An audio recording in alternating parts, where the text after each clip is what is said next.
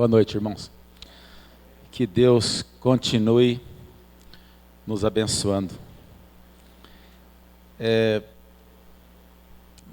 Hoje, ainda quando orava pelo alimento em casa, agradecendo a Deus pelo pão,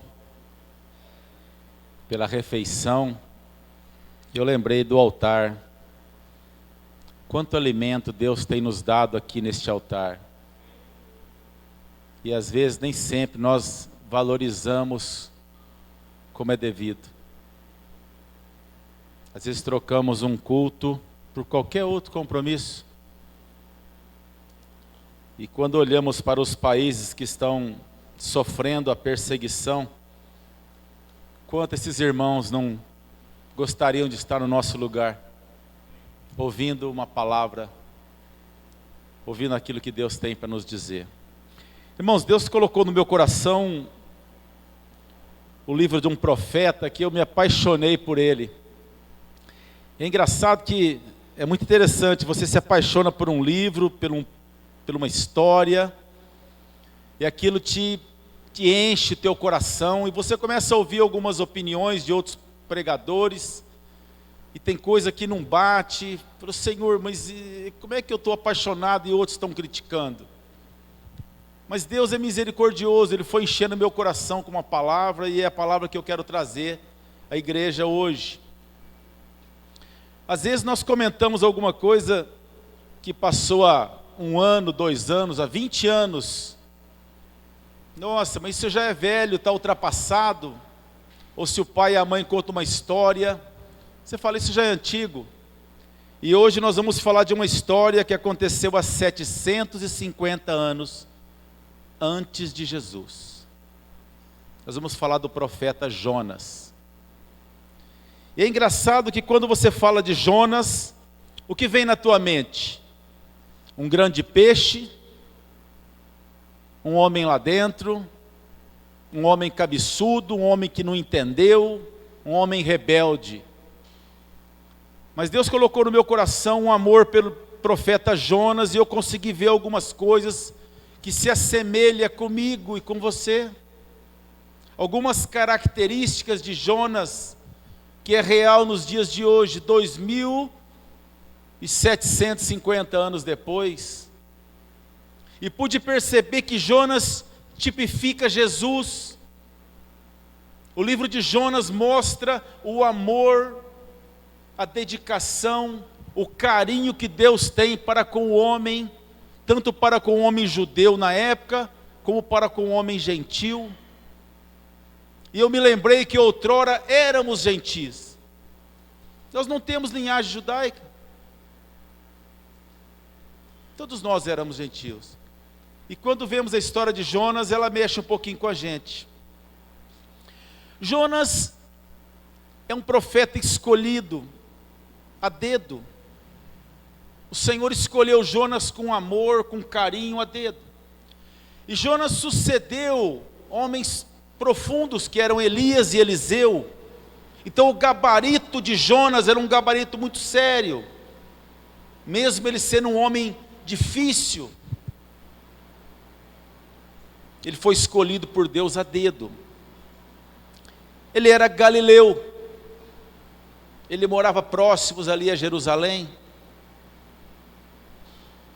E é interessante que, se você lê o livro de Jonas, parece que Jonas falou com Deus uma vez só. Um profeta que fala quase nada com Deus e que conta uma história de talvez até um fracasso ou de desobediência. Nós percebemos que Jonas é o único profeta, que foi designado a pregar para gentil.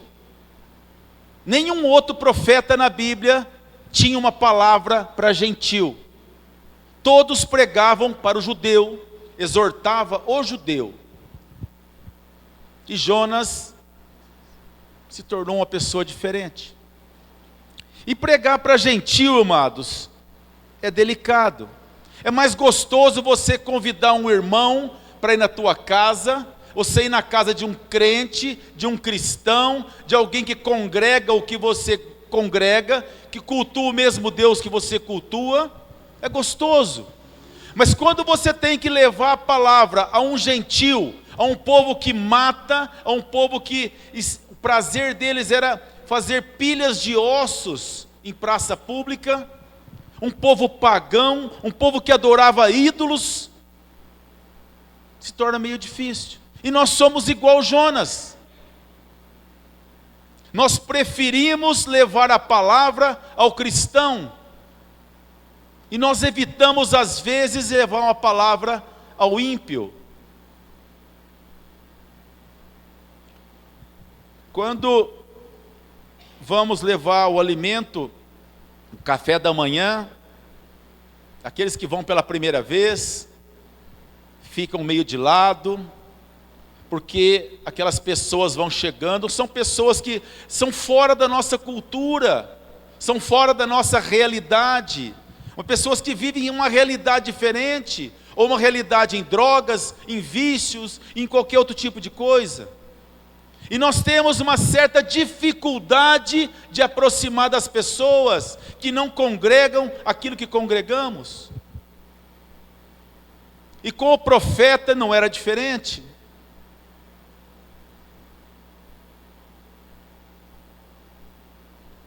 E quando o Senhor fala a Jonas, eu quero que você vá até Nínive. Nínive era uma cidade totalmente pagã, voltada para ídolos, voltada para prostituição, voltada para jogos, era tudo aquilo que era fora do contexto que Jonas conhecia. Nínive foi fundada por um neto de Noé, que era Nimrod.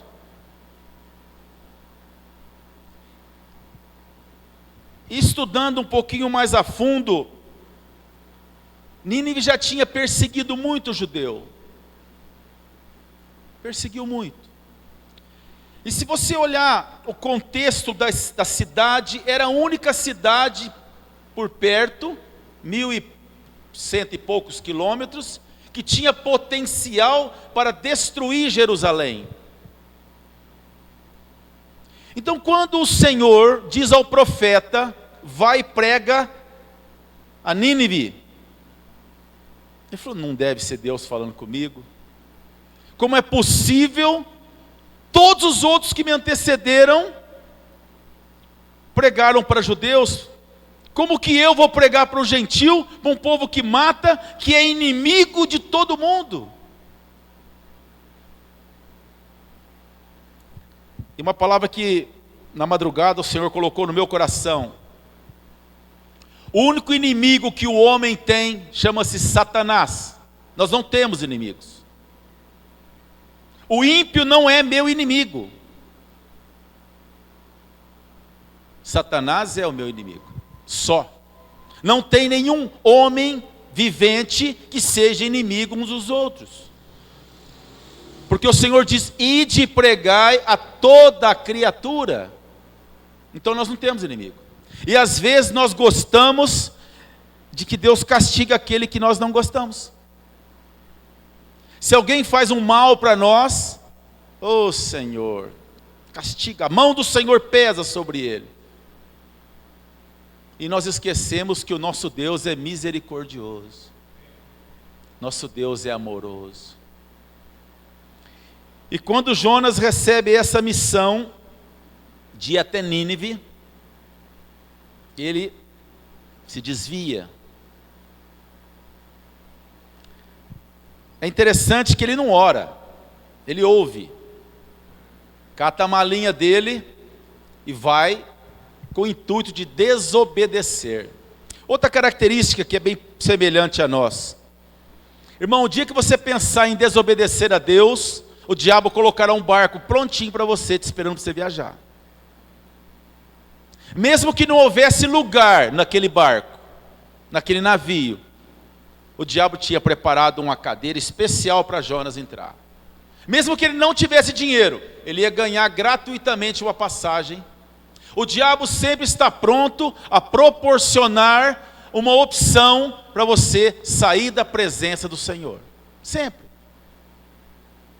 O dia que você pensar em adulterar a tua esposa, aparece aquela na tua frente que é do jeitinho que você gosta. Mas como é que ela apareceu aqui? Foi ele que trouxe. Então eu acredito que que Jonas, quando chegou até o porto, era o barco de viagem mais longa. Tarse também era uma cidade que era próxima à Espanha, e ali era o fim do mundo, porque dali para frente quase não se tinha notícia. Então o diabo tentou levar Jonas para o mais longe possível do local do destino.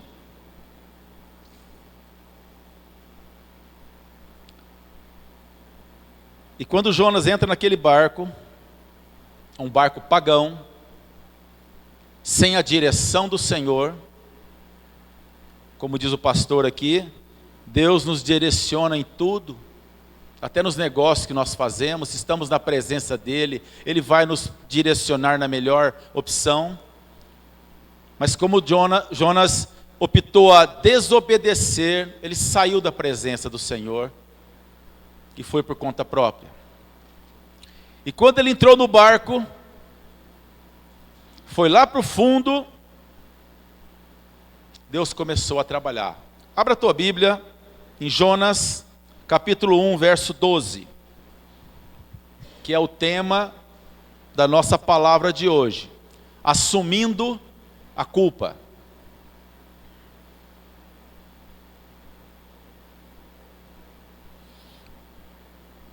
Então Jonas naquele barco, o barco com certeza era um barco forte, um barco potente, porque a viagem era longa, não era um barquinho pequeno, era um navio da época.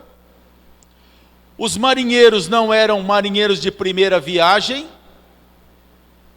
eram homens já experientes do mar, conheciam a rota, sabiam que aquele trajeto até Tarse não era comum tempestades, vendavais, o mar ficar revolto, isso não acontecia. A rota que eles tinham era segura, era tranquilo.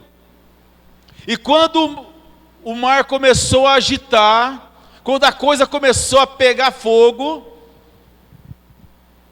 os pagãos disseram: tem alguma coisa errada. Alguém de vocês enfezou o seu Deus.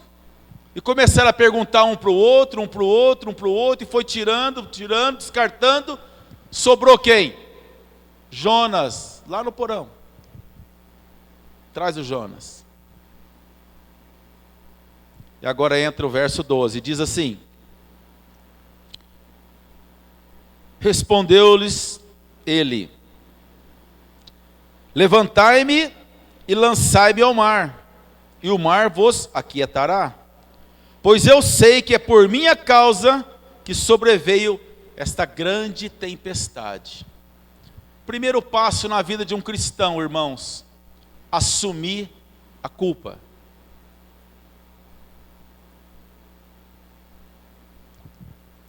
Grava isso que eu vou dizer agora, porque isso é muito forte e Deus vai marcar o nosso coração com isso. Quando Adão pecou lá no jardim, Adão não assumiu a culpa. Senhor, foi a mulher que o Senhor me deu. Eva não assumiu a culpa. Foi a serpente. Caim matou seu irmão e não assumiu a culpa. Moisés, por ter mentido, não assumiu a culpa. Salomão, por ter queimado incensos, não assumiu a culpa. Se Adão tivesse assumido a culpa naquele dia e dito ao Senhor: Pai, me perdoa, eu não vigiei a mulher que o Senhor me deu, eu deixei ela muito tempo com a serpente, eu não fui atento a ela. Me perdoa, eu assumo o erro, eu peço perdão e prometo que nunca mais vai acontecer. A história teria sido outra, querido. Como o primeiro Adão não assumiu a culpa, diz a palavra, o segundo Adão tomou sobre si toda a culpa. E é por isso que estamos aqui nesta noite.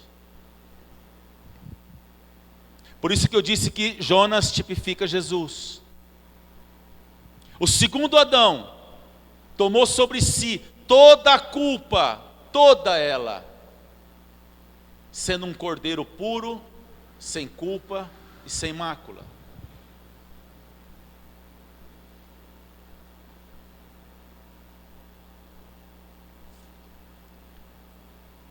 É interessante que nós somos cristãos e nós não gostamos de assumir culpa.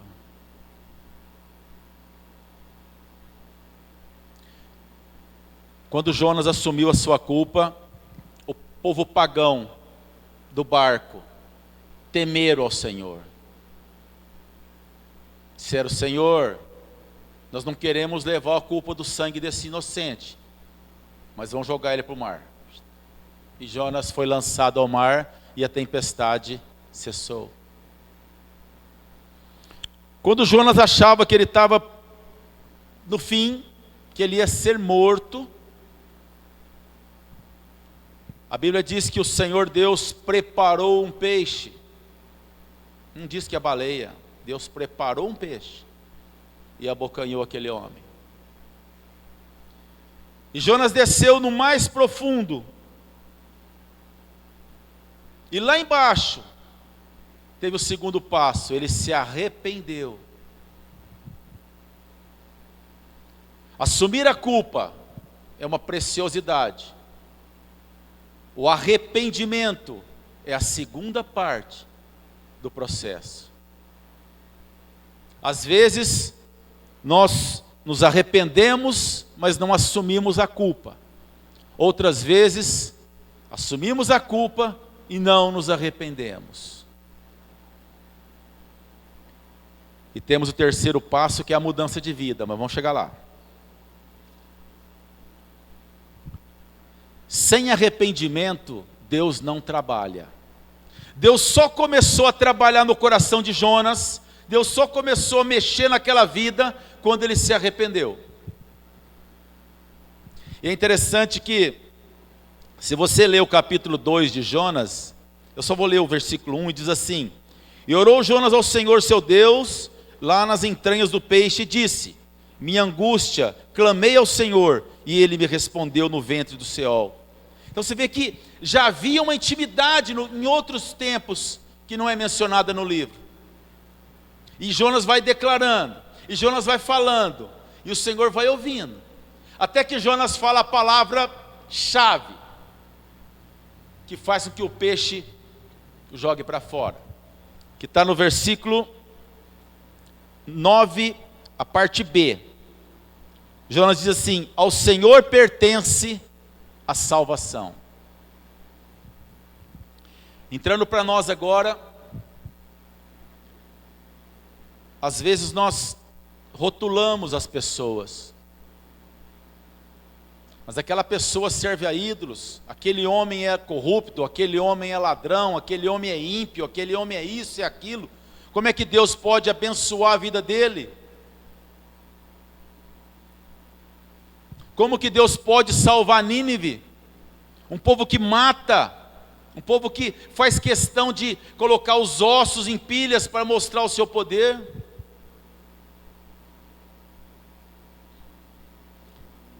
Eu ouvi uma pregação de um pastor uma vez que ele disse que um dos deuses de Nínive vinha do mar. Como ia manjar hoje aí? E quando o peixe grande vem na praia e abre a boca e joga Jonas na praia, o povo viu e entendeu que era o Deus deles que mandava um homem para trazer uma palavra. E Jonas, eu não sei se era medo, não sei se era mágoa, não sei o que ele sentia, mas a única palavra que ele falou, em 40 dias vocês vão ser destruídos. Em 40 dias o Senhor vai aniquilar isso aqui. Jonas pregou a frase mais curta e converteu 150.000 pessoas. O que nós conhecemos é a pregação de Pedro, que converteu 3.000. Jonas foi 150.000. Os cachorros, os animais, todos entraram em jejum de arrependimento, por ordem do rei. E toda a cidade se converteu.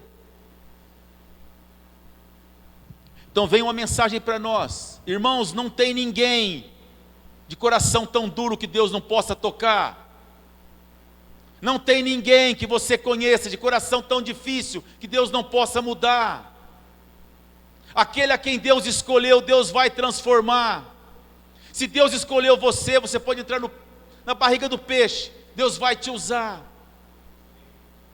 Nós somos escolhidos para a boa nova. A palavra de Jonas foi uma palavra de maldição para Nínive, mas a palavra que nós temos hoje é bênção. Jesus te ama, Ele morreu por você. Hoje eu fui levar uma cliente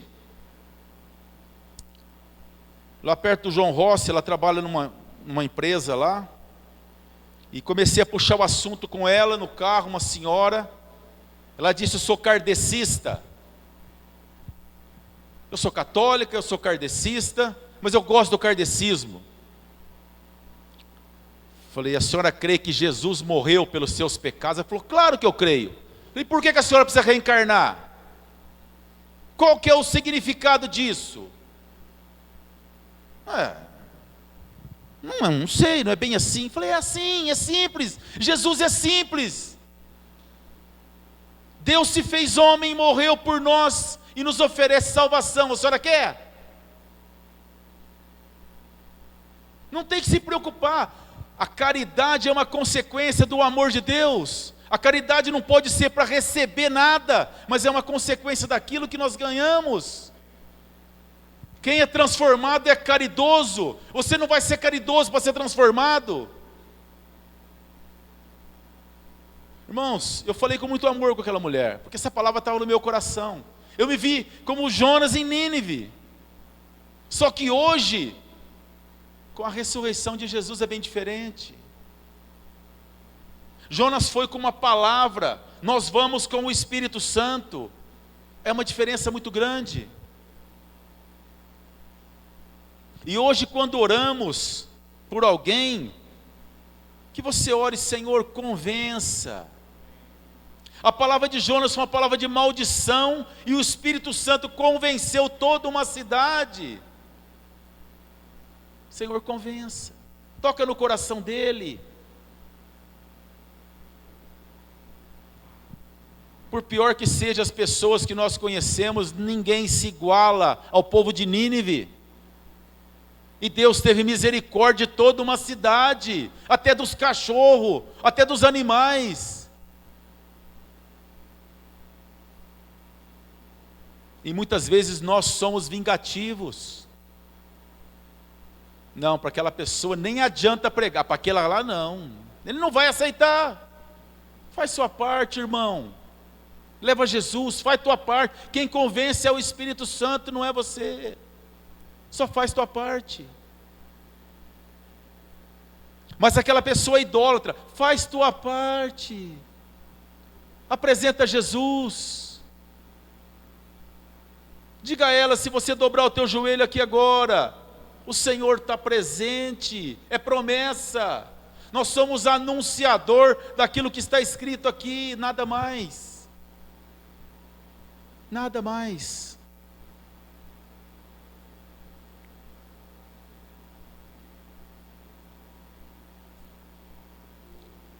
Às vezes, as nossas atitudes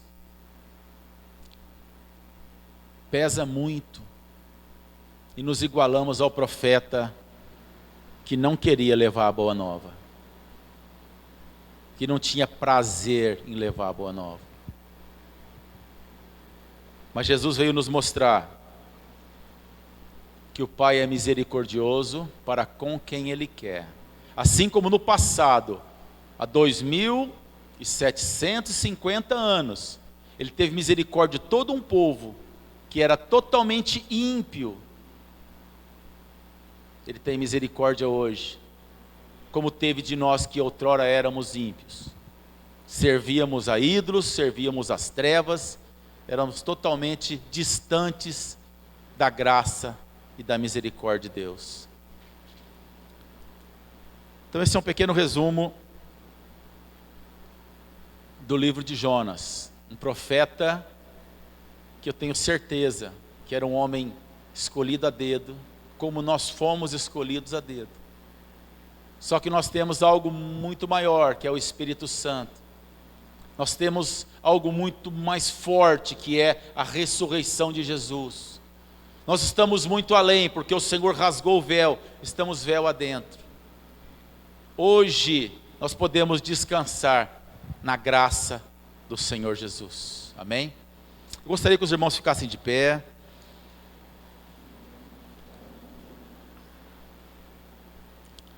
Fecha os teus olhos por um minuto. Pensa numa pessoa, em alguém que está distante do Senhor. Pensa em alguém agora. Vamos fazer o oposto de Jonas. Jonas mudou a direção para não pregar o que Deus havia falado.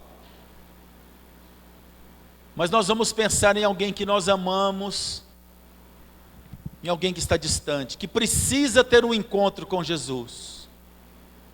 Apresenta essa pessoa a Ele agora. Não é no lado da enfermidade, mas é no lado do caráter, no lado da conversão, no lado do encontro com Jesus mesmo. Pessoas que são maravilhosas, mas que não tiveram um encontro com o Senhor ainda.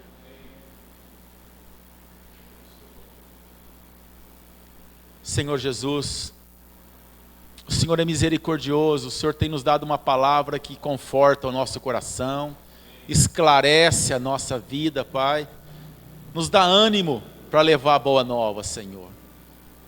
E diante de Ti agora, Pai, em nome de Jesus, apresentamos as vidas que estão sendo mencionadas agora aqui na igreja, Senhor.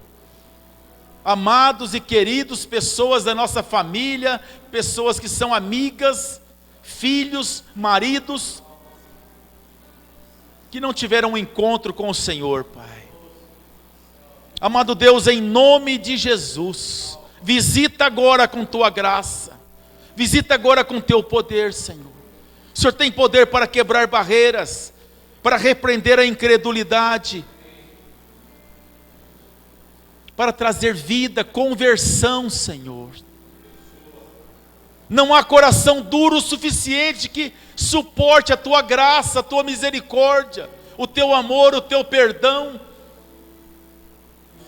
a Tua graça, Senhor. Não tem coração duro. Oh, Pai, em nome de Jesus,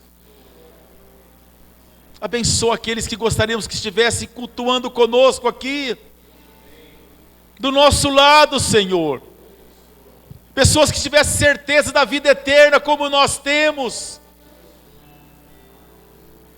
Pai, em nome de Jesus, visita agora, tira todo o empecilho, toda a incredulidade, todo o medo, todo o trauma, tudo aquilo que distancia a Tua igreja, Pai, desse povo, Senhor. E aos irmãos com enfermidade, Pai, em nome de Jesus. O que é um câncer? O que é uma AIDS para o Rei dos Reis e o Senhor dos Senhores? O que é uma enfermidade para aquele que manda o mar se calar, o vento cessar? Oh Jesus, a Tua igreja que está enferma, Senhor, irmãos que estão passando por enfermidades, Pai, em nome do Senhor Jesus. Eu oro pela Mara que está internada lá no HC, Senhor, que vai ouvir essa palavra. Que o Senhor a visite, que o Senhor a cure. O Senhor conhece o sofrimento, o Senhor conhece cada momento de cada um de nós, Senhor. Visita agora, Pai, em nome de Jesus. Irmãos que estão com problemas financeiros, Senhor. Ensina-nos a orar antes de qualquer decisão, Senhor. Ensina-nos a entregar ao Senhor a nossa vida, os nossos projetos, os nossos planos, as prioridades da nossa vida, Senhor. Traga maturidade à nossa igreja, Senhor, a cada dia mais. Nos deixe atento à sua palavra, Pai. A palavra que sai do altar, da boca do Senhor. Abençoa a nossa igreja, abençoa a junta, abençoa a liderança, abençoa todos os ministérios, a música, Senhor. Abençoa os nossos ministérios. Que o Senhor permaneça conosco, na tua graça, na tua misericórdia, Pai. Eu te agradeço em nome de Jesus. Amém.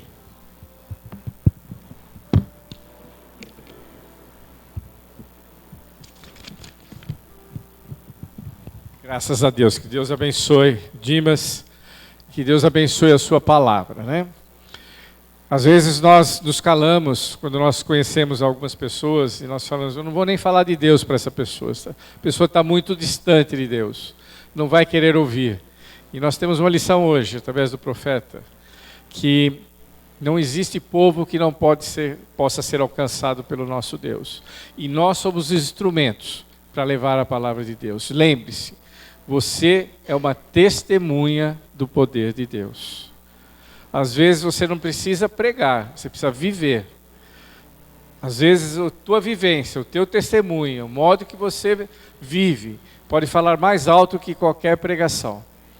Então, lembre-se, seja uma bênção para o Senhor, no teu trabalho, na tua família.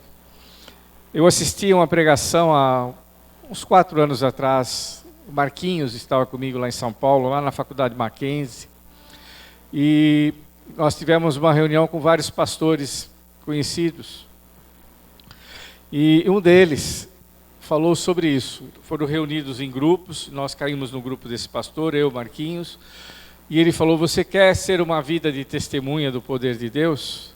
Você quer ser um agente para levar a palavra de Deus a qualquer canto que você estiver? Seja o melhor profissional que você puder ser dentro da sua área. Se você é um médico, seja o melhor médico que você puder ser. Se você é um lixeiro, trate esse lixo que você recolhe, faça da melhor maneira possível.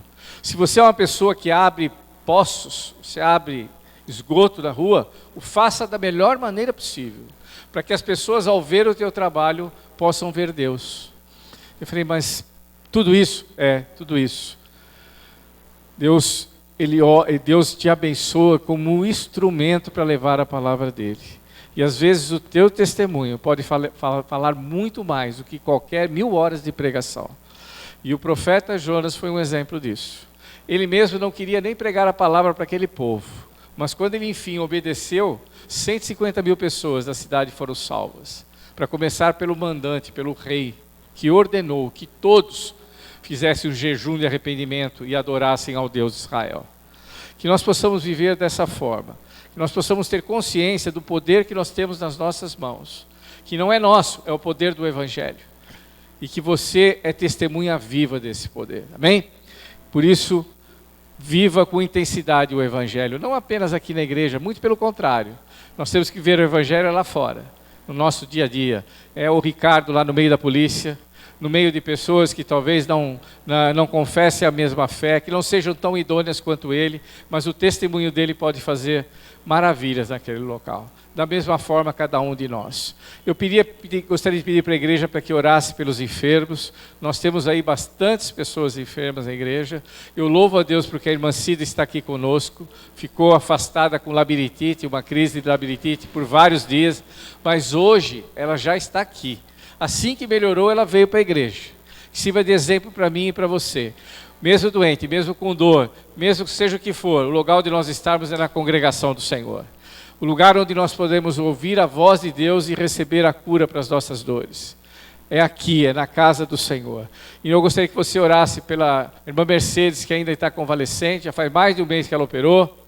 Ela ainda não pode ainda se locomover com facilidade, mas logo, logo o Dimas vai trazer ela aqui para a igreja.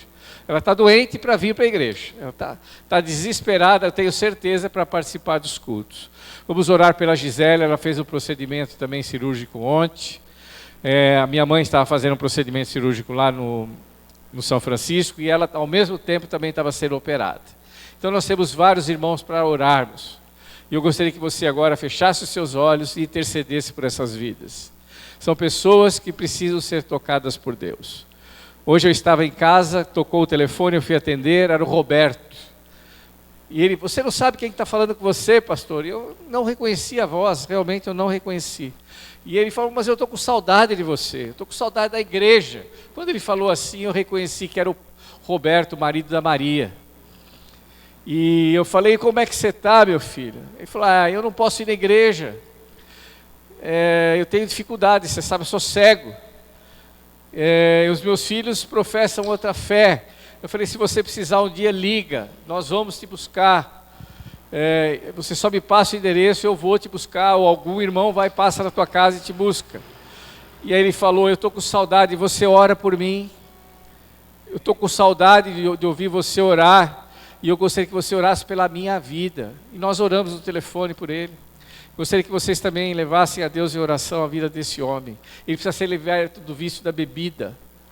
Aí eu peguei e liguei mais tarde para o filho dele, ele me passou o telefone do filho, eu falei, chama Júnior, eu falei, Júnior, eu orei pelo teu pai, eu gostaria que você trouxesse ele na igreja, e aproveita, vem você na igreja também, que eu quero orar pela tua vida.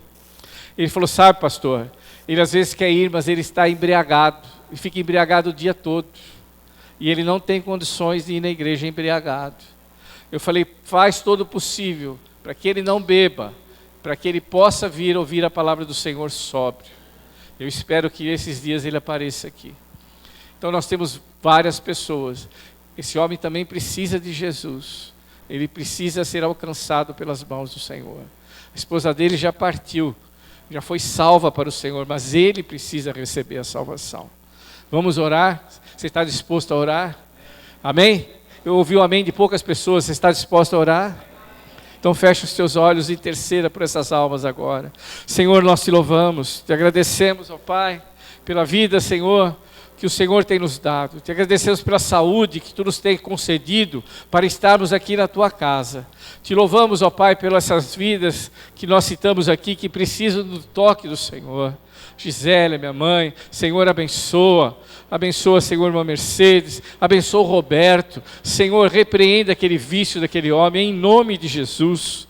Oh, Senhor amado, amarra, Senhor, amarra aquele vício, amarra aqueles demônios, ó Pai, que tem atormentado a vida daquele homem. Salva, Senhor, salva como Tu salvaste o povo de Nínive, como nós vimos hoje na pregação. Pessoas que pelo profeta não mereciam ser salvas, mas, Senhor, Tu morreste naquela cruz, Jesus, por toda a humanidade, para que todo aquele que aceite o Teu sacrifício possa ter a vida eterna. Senhor, nós te pedimos, abençoa os Teus servos que estão enfermos, visite, Senhor, a eles nas suas casas, conforta, consola, conforta o Espírito Santo, sejas o bálsamo, Senhor, que cure todas as feridas, ó Pai. Oh, Senhor, que Tu possas dar alegria, mesmo na hora da doença, ó Pai. Esteja com os Teus filhos, ó Pai. Esteja também com cada um dos Teus servos aqui. Nós apresentamos as nossas famílias, ó Pai. Senhor, a cada um deles nós apresentamos agora diante de Ti, aqueles que ainda estão distantes, Senhor, ainda que não Te conhecem, que não ouviram da Tua voz, não conhecem a Tua palavra. Senhor, nós pedimos que o Senhor os alcance, que o Senhor use as nossas vidas, que o Senhor use a internet, que o Senhor use a televisão, aquilo que for, Senhor, de encontro a essas vidas, mas que a Tua palavra possa ser pregada, Senhor, que a Tua palavra possa ser alcançada na vida deles e eles possam ser salvos em nome de Jesus. Senhor, nós te pedimos todas essas bênçãos, ó Pai, e nós te agradecemos no nome de Jesus. Amém e amém. Todo o povo de Deus diga amém. Amém? Continue orando pelos teus familiares. Eu orei pelo meu pai 25 anos e ele aceitou Jesus só pouco tempo antes de morrer. Poucas semanas antes de morrer. 25 anos, impedia minha mãe de vir na igreja, não impedia nós porque nós já éramos maiores de idade, mas sempre colocando obstáculos, até que um dia Deus o alcançou. Então, eu já estou orando pelo meu primo há 30 anos, já estou orando pelo meu pai há 20 anos. Continue orando, porque o Senhor pode alcançá-lo até no último momento. Aquele ladrão, eu nunca esqueço isso, o ladrão da cruz, não teve tempo nem de ser batizado, Manuel, não deu tempo. Ele estava ali morrendo, moribundo na cruz, e ele falou: Senhor, lembra-te de mim quando entrares no teu reino. O Senhor falou: hoje mesmo tu estarás comigo. Então ele teve tempo de aceitar Jesus no seu coração. Ele teve tempo de reconhecer que Jesus era Deus. Que Jesus poderia salvar dos seus pecados. Amém? Que o Senhor possa fazer isso nos teus familiares. E que o amor do Pai, a graça do Filho e as doces consolações do Espírito Santo de Deus sejam sobre toda a igreja, desde agora e para sempre. Amém e amém. Que Deus abençoe. Não vá embora antes de abraçar os irmãos, cumprimentar os irmãos aí. Amém.